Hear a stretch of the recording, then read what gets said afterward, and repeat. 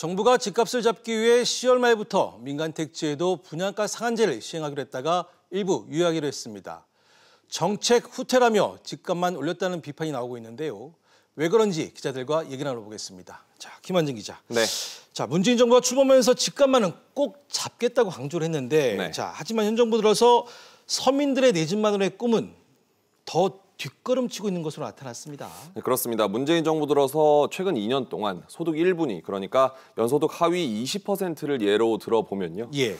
내 집 마련에 걸리는 시간은 전국적으로 4년 이상 늘어난 것으로 나타났습니다. 예. 김상훈 자유한국당 의원실이 국토부 등 자료를 근거로 산출한 결과 전국 평균 3억 4천여만 원짜리 집을 연소득 하위 20%인 1분위 가구가 장만하는 데 걸린 시간은 2년 전 2분기에는 16년 6개월이었는데요. 올해 2분기에는 21년 1개월로 4년 넘게 늘어났습니다. 예. 서울은 그 정도가 좀 더 심했는데요.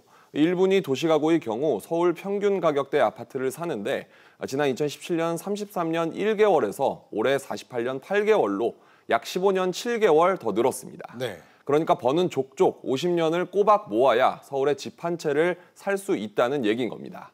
지난해 9.13 대책 등 각종 부동산 대책을 쏟아냈지만 결과적으로 저소득층은 내 집 마련을 사실상 꿈꿀 수조차 없는 상황으로 이어진 겁니다.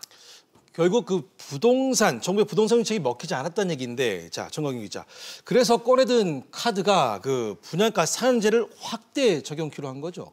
네, 지난 8월에 집값 상승의 진원지인 재개발을 규제하겠다며 내놓은 건데요. 네. 즉 높은 분양가가 주변 집값을 자극하고 오른 집값이 또다시 분양가를 끌어올리는 악순환의 고리를 끊겠다는 겁니다. 네. 이를 위해 그간 적용 요건이 까다롭던 분양가 상한제의 적용 범위를 투기과열지구로 대폭 확대했는데요. 현재 투기과열지구에 해당하는 지역은 서울 전역과 경기 과천, 성남 분당 등 31곳에 달합니다. 정부는 아직 입주자 공고가 나지 않은 경우엔 관리처분 인가를 받았더라도 분양가 상한제 적용 대상이라고 밝혔습니다. 자, 그런데 시행을 코앞에 두고서 이 관리처분 인가를 받은 재건축 단지의 경우는 6개월 유예로 한 발 물러섰습니다. 그렇습니다. 관리처분 인가는 지자체가 조합이 낸 일반 분양가와 재건축 조합 분담금 그리고 사업 비용 계획 등을 승인해 주는 건데요. 네. 관리처분 인가 신청을 하거나 승인을 받은 단지는 기나긴 사업 추진 과정에서 구분 응선을 넘은 셈입니다. 네. 그런데 지난 8월 정부가 분양가 상한제를 이들 단지에도 소급 적용하겠다고 하자 재산권 침해라면서 헌법 소원을 예고하는 등 강력 반발하기도 했는데요. 지난 1일 정부는 이미 이주와 철거가 시작된 관리처분 인가 단지들의 혼란과 불편을 감안해서 분양가 상한제 면죄부를 주기로 한 겁니다. 관리처분 계획 인가를 받았거나 신청한 단지에 대하여 시행령 시행 후 6개월 이내에 입주자 모집 공고를 신청하게 되면 분양가 상한제 적용 대상에서 제외할 계획입니다. 내년 4월 전까지만 분양을 하면 상한제의 칼날을 피할 수 있게 됐는데요. 상한제 면죄부 대상은 서울의 경우 61개 단지 6만 8천 가구입니다. 자, 그런데 정부의 이번 유예 발표가 내년 총선을 의식한 것이 아니냐라는 이런 지적이 나오고 있습니다. 네, 최근 조국 법무부 장관 임명에 이어서 일가족에 대한 수사가 계속되면서 네. 정부와 여당 지지율이 계속 떨어지고 있는데요. 네. 분양가 상한제 6개월 유예가 내년 4월 총선을 겨냥한 선심성 정책이라는 의혹이 일고 있습니다. 네.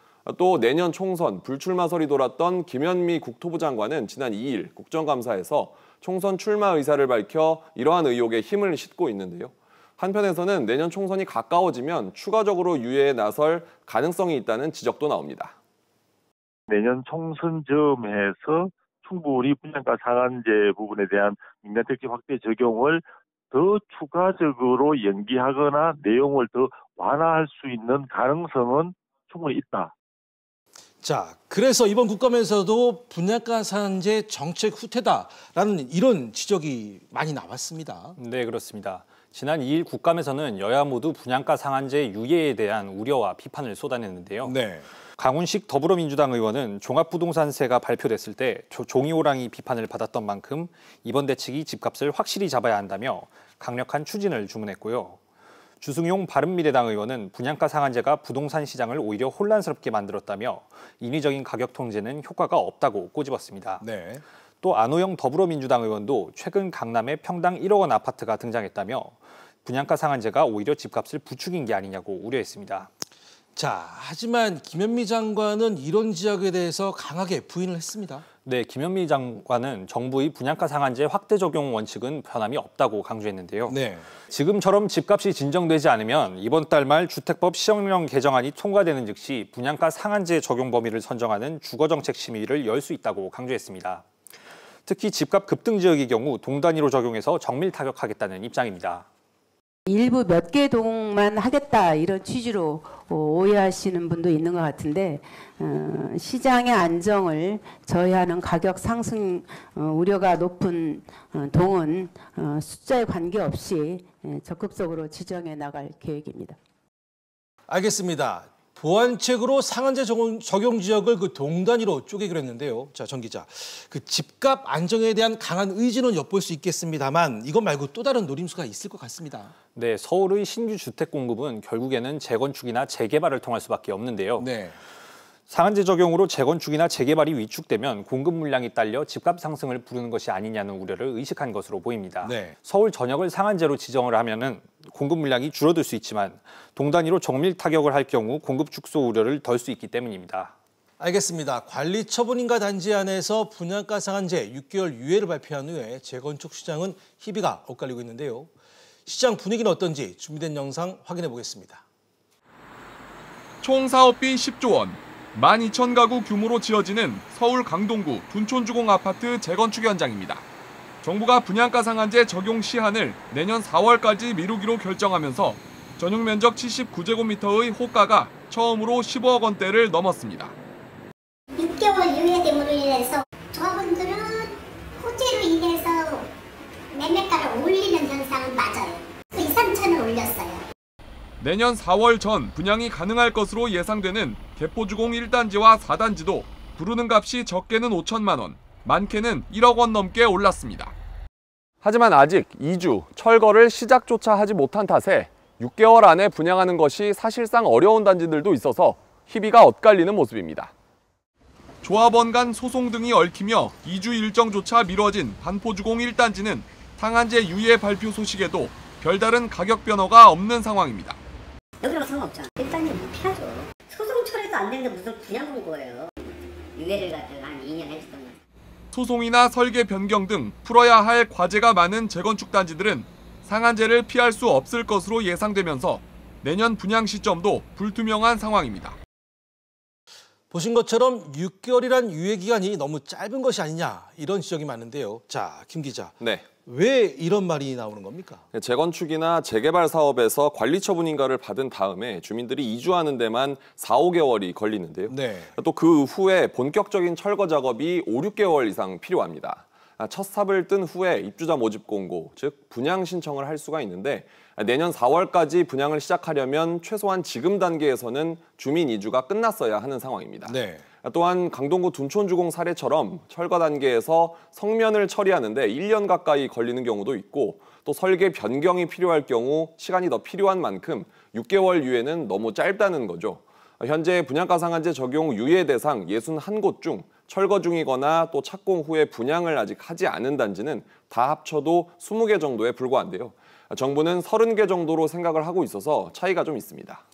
알겠습니다. 당장 유예를 발표한 후에 규제를 피한 단지들은 집값이 껑충 뛰었는데요.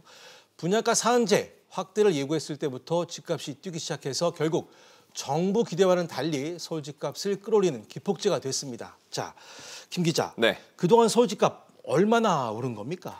분양가 상한제의 역설이라고 할까요? 네. 이번 주 서울 아파트 매매값은 0.07% 올라서 15주 동안 쭉 올랐습니다. 특히 재건축 단지가 몰려있는 강남이 18주, 서초구가 16주 연속으로 올랐고 송파도 17주 연속으로 뛰었습니다. 재건축 사업 위축으로 새 아파트 공급이 감소할 것이라는 우려에 건축한 지 5년 안팎 단지의 수요가 몰리면서 가격 상승세가 이어지고 있는데요.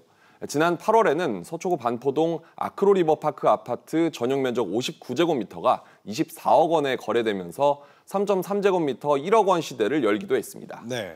동남권을 중심으로는 주변 마포와 용산, 성동구 등 이른바 마용성, 그리고 성남이나 과천 등 강남에 인접한 지역들도 상승세를 보이고 있는데요.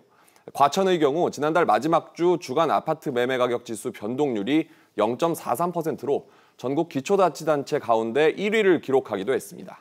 그렇군요. 자, 그리고 분양가 상한제 시행 예고로 그 청약시장도 후끈 달아올랐습니다. 네, 삼성동 상하 2차 아파트를 재건축하는 레미안 라클렛시가 지난달 청약을 진행했는데요. 평균 경쟁률 115대 1, 최고 144.5대 1로 강남권에서는 3년 만에 세 자릿수 경쟁률을 기록했습니다.